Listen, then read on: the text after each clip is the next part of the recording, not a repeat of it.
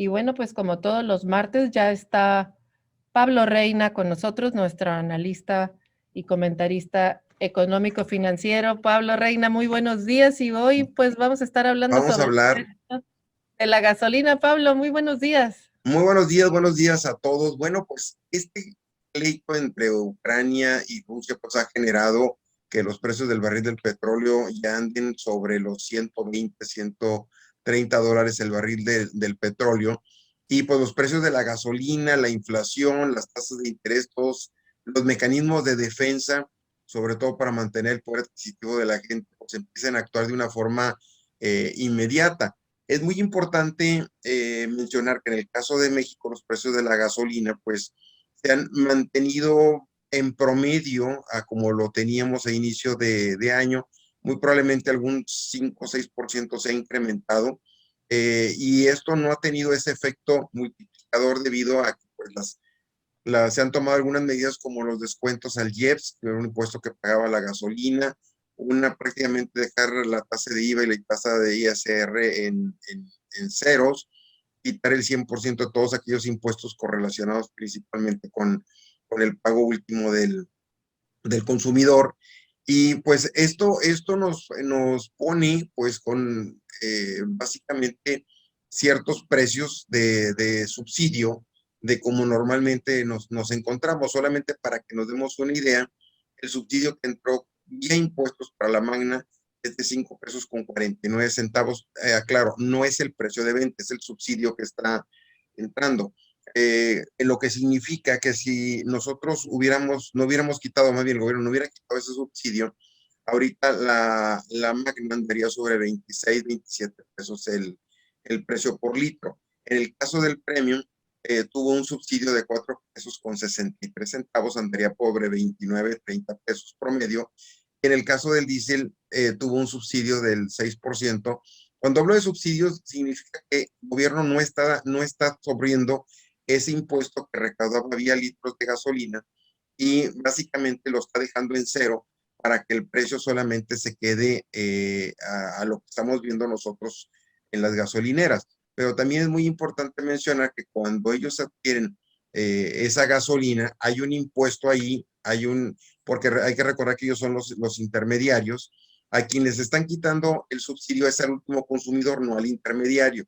Entonces, si vemos un poquito más hacia atrás, de cuando yo le vendo al gasolinero, ellos sí están cargando una parte de IVA, de ISR y de IEPS.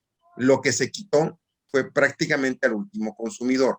Ahora, podemos decir, bueno, es que tenemos un excedente de petróleo de 55, que es la mezcla mexicana de petróleo en nuestro país, contra $110 que se encuentra actualmente. Eso representa un ingreso adicional y ese ingreso adicional hace que se inyecte sobre todo para mantener los subsidios. Simplemente quitaste de un lado y con el beneficio del otro cubriste la otra parte. Ahora, si nos comparamos a nivel mundial con otros países, ¿cómo nos encontramos en cuanto al precio? Podemos decir, pues así lo dijo el presidente, que por ejemplo en el caso de Alemania está 46 pesos el litro de gasolina, Francia lo tiene en $44, perdón, pesos el litro de gasolina, España en 40 pesos, Estados Unidos en 32, Canadá anda en 31, China en 23 y México estamos en promedio en un 22 pesos el litro de la gasolina, pero esto se debe principalmente al sacrificio que se hizo al último consumidor de quitarle los impuestos. Y se presume un poquito el hecho de decir, bueno, lo que pasa es que esto se debe a que no hay corrupción, no si ya no se está importando tanta gasolina como antes porque se ha estado invirtiendo en las refinerías y le está ayudando un poquito lo que es el precio del petróleo para subsanar. Ahora, ¿qué es lo que realmente sucedió? Que de un ingreso extraordinario suplo un impuesto que estaba directo para lo que es el consumo y eso a mí me permite equilibrar o sea, le saco de un bolsillo y le pongo al otro bolsillo y sobre todo para mantener los equilibrios. ¿Esto por cuánto tiempo va a estar? No sabemos, va a depender mucho de la guerra, pero a final de cuentas tiene como objetivo que la gasolina no sea un factor inflacionario y que le venga a pegar al público consumidor con los precios de consumo. Pero la realidad de las cosas es que la gran mayoría de los productos de consumo, sobre todo alimentos, se ha visto incrementado en un 30-40%, y lo hemos visto. O sea, aún cuando se ha mantenido ese subsidio, el mercado pues es sabio y empieza a hacer sus ajustes, sobre todo para poder mantener el poder de venta y de producción, básicamente, de su línea de productos. Ahora, ¿qué es lo que va a pasar de aquí en adelante? Que poco a poco el famoso incremento en el salario mínimo, pues básicamente se esfumó. Ahorita ya hablamos de un 30% incremento en los alimentos contra el 20% que haya decretado, 16% que haya decretado en el mes de enero como incremento al salario mínimo. Básicamente ya se lo comió.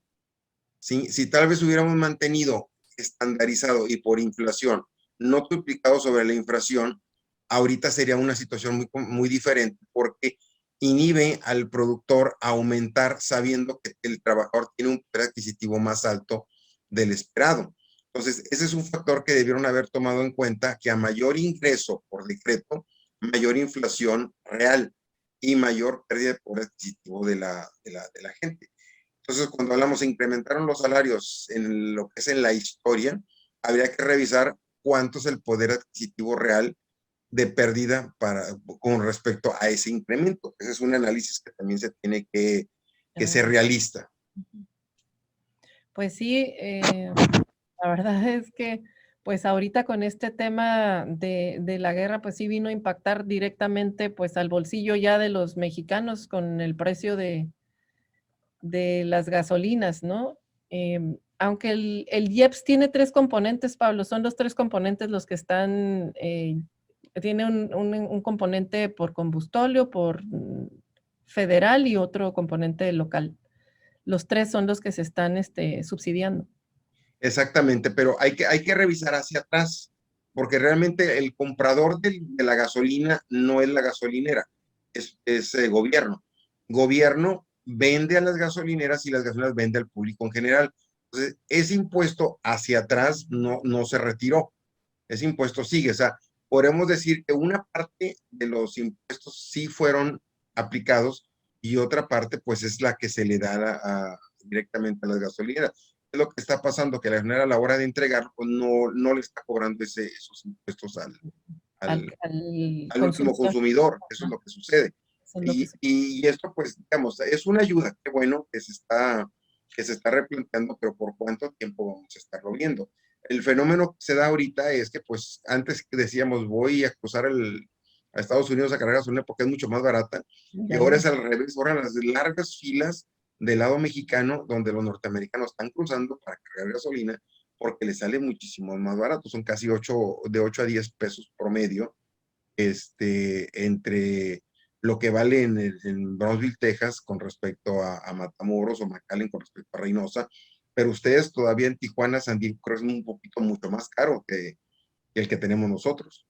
Sí, porque somos vecinos, como el vecino California es el estado más caro y con él está vinculado nuestro precio. Pero también ya empezamos a tener problemas de desabasto en Mexicali, pero estaba viendo justo ahorita que es por un tema de logística, de Sí, la distribución de combustibles. Pues Pablo, muchas gracias por gracias a compartir con ti. nosotros esta información, pues interesante, porque pues a todos nos pega en el bolsillo el precio de la gasolina. Exactamente, Muchas gracias. exactamente. Gracias a ti, Nos saludos a vemos todos allá en en el Baja California. continuamos.